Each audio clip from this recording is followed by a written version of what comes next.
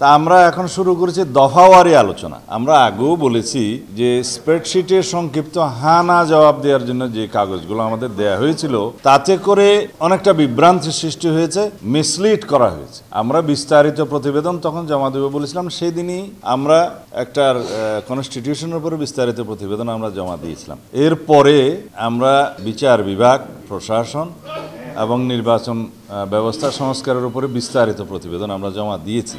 আজকে hard copy transfer আমরা hand over করেছি, আগে সফট কপি দিয়েছি। তো এগুলোর উপরে আমাদের বিস্তারিত আলোচনা চলছে। আমরা সংবিধান সংস্কার দিয়ে শুরু করছি, তারপরে জুডিশিয়ারি হবে, এরপরে নির্বাচন ব্যবস্থা হবে। এরপরে আমরা যদি কন্টিনিউ করতে চাই, যদি আমরা আজকে সমাপ্ত করতে না পারি, পরেও আলোচনা হবে। আমরা বোঝাতে চাচ্ছি আমরা সংস্কারের বিষয়ে কতটা সিরিয়াস বিএনপির পক্ষ থেকে।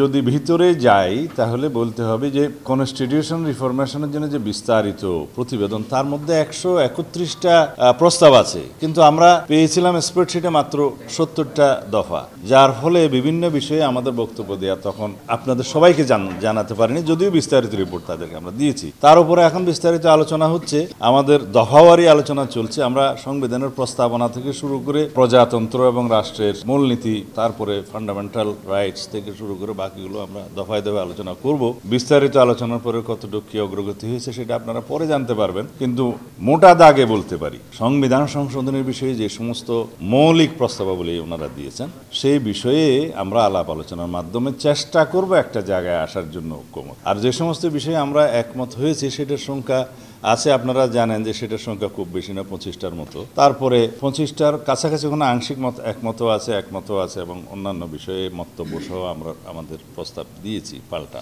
কিন্তু বাকি অধিকাংশ বিষয়ে স্প্রেডশিটে আমরা তখন একমত হতে পারিনি। আর বিস্তারিত আলোচনার মধ্যে যে দেখেছি 131 দফার মধ্যে অনেক বেশি বিস্তারিত আলাপ আছে, যেমন ন্যাশনাল কনস্টিটিউশন কাউন্সিল সম্পর্কে বিস্তারিত আলাপ আছে, অন্যান্য কমিশন গঠনের বিষয়ে আলাপ আছে, এবং যে সমস্ত বিষয়গুলোতে আমাদের সুস্পষ্ট মতামত আমরা দিয়েছি সেগুলো নিয়ে কমিশনকে আমরা যৌক্তিকভাবে বোঝাবো, এবং তাদের যে সমস্ত প্রস্তাব আছে সেগুলো নিয়েও আমরা যৌক্তিকভাবে তাদের কাছ থেকে জানতে চাচ্ছি এবং জানছি।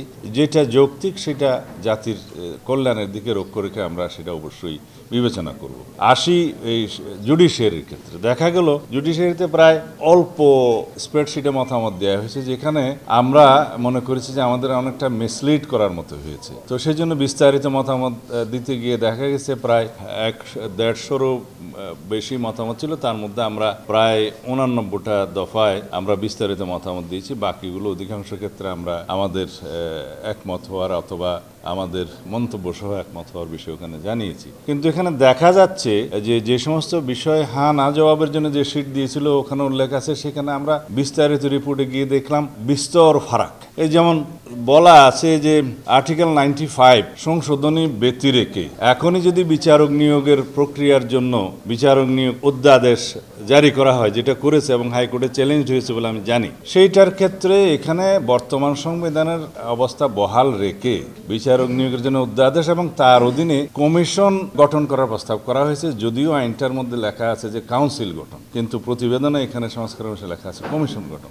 যাই হোক না কেন, সেটা তখন পর্যন্ত আনকনস্টিটিউশনাল হবে যতক্ষণ পর্যন্ত এটা কনস্টিটিউশনে গৃহীত না হচ্ছে, কারণ ওইখানে সেই অধ্যাদেশ করার মতো ক্ষমতা জুডিশিয়ারিকে এখন দেওয়া হয় নাই। মোরওভার আর্টিকেল 116 অ্যামেন্ডমেন্ট না হওয়া পর্যন্ত অধস্তন আদালতের নিয়ন্ত্রণ ক্ষমতা নেওয়ার জন্য সুপ্রিম কোর্ট কর্তৃক চিফ জাস্টিসের হাতে ন্যস্ত থাকার জন্য, যেটা আমরা প্রস্তাব করেছি বিচার বিভাগের স্বাধীনতার জন্য এটা করা দরকার, কিন্তু যতক্ষণ পর্যন্ত সেই সংশোধনীটা গৃহীত না হচ্ছে ততক্ষণ পর্যন্ত সুপ্রিম কোর্টের সেক্রেটারিয়েট প্রতিষ্ঠা করা সেটা কতটা সংবিধান সম্মত হবে সেটা আমার প্রশ্ন রইল। সেটা বিচার বিভাগ কর্তৃক সংবিধান লঙ্ঘনটা খুব একটা আমার মনে হয় সমীচীন হবে না। এছাড়া আর্টিকেল 147-এ আমার যতটুকু মনে আছে যে রাষ্ট্রের সাংবিধানিক পদাধিকারীদের ক্ষেত্রে রাষ্ট্রপতি থেকে শুরু করে যতজন সাংবিধানিক পদাধিকারী আছে তাদের বেতন ভাতা অধিকার ইত্যাদি মর্যাদা এখানে ওয়ারেন্ট অফ প্রেসিডেন্ট অনুসারে বিবৃত আছে। সেই জায়গায় ম্যাজিস্ট্রেট সহ বিচার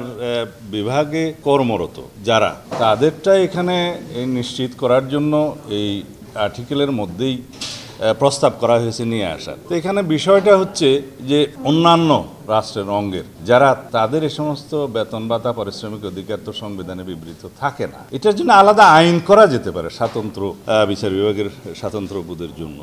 তো এই ক্ষেত্রগুলো আমার মনে হয় আরও বিস্তারিত আলোচনার দরকার আছে। আমি বিচার বিভাগের কোনো বিষয়ে কোনো হার্ড করতে যাচ্ছি না, কিন্তু সব কিছু কনস্টিটিউশনাল হওয়া উচিত, সব কিছু বিধিমাফিক হওয়া উচিত, সব কিছু সংশোধিত হওয়ার পরে কার্যক্রম করা শুরু করা উচিত। এখন আমাদের ভাবতে হবে যে অন্যান্য ক্ষেত্রে তারা যে সমস্ত প্রস্তাবাবলী দিয়েছেন আর কি, তো যেগুলো আমরা বিচার বিভাগের স্বাধীনতা নিশ্চিত করার জন্য উপযুক্ত বিবেচনা করব, অবশ্যই সেগুলো আমরা ঐকমত্যের ভিত্তিতে গ্রহণ করব। আমরা এটা চাই বিচার বিভাগের স্বাধীনতা, কিন্তু প্রক্রিয়াটা যেন আইনানুগ হয়, প্রক্রিয়াটা যেন সাংবিধানিক পদ্ধতিতে হয়।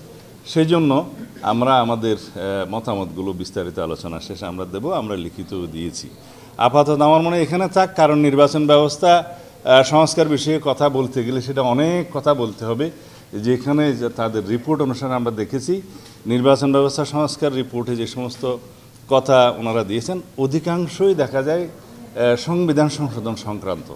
আর কিছু কিছু বিষয় ওনারা এমনভাবে উপস্থাপন ওখানে প্রস্তাব দিয়েছেন যেগুলো করলে আর নির্বাচন কমিশনের স্বাধীন সত্তা হিসাবে তেমন বজায় থাকবে না। অনেকগুলো প্রভিশন আছে, তাদেরকে সংসদীয় স্থায়ী কমিটির আন্ডারে সাবজেক্ট করা এবং জবাবদিহিতা করা।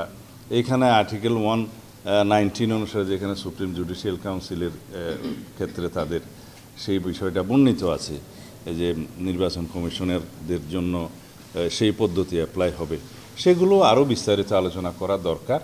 আর আমরা চাই যে এনআইডি প্রকল্প থাকুক নির্বাচন কমিশনে। আমরা চাই যে ডিলিমিটেশন যেটা অ্যাক্ট সেটা সংশোধন করে নির্বাচন কমিশনের এখতিয়ারটা, যেটা কনস্টিটিউশনাল ম্যান্ডেট আর্টিকেল 118 অনুসারে, সেটা বহাল করা হোক। সেটা এখনও সরকার করেনি। ইত্যকার অনেক আলাপ আছে, আমরা বিস্তারিত আলাপ করে পরবর্তীতে আপনাদেরকে তখন সময় মতো জানানো হবে। চূড়ান্ত তো আলোচনা না, এটা আমার মনে হয় আমরা দ্বিতীয় পর্যায়ে আলোচনা করছি। প্রয়োজনে আজকে যদি সমাপ্ত না হয় আরও আলোচনা হবে। এখন আমরা সেই আলোচনা সমাপ্ত করিনি, আশা করি আমরা একটা পজিটিভ দৃষ্টিভঙ্গি নিয়ে আগাচ্ছি।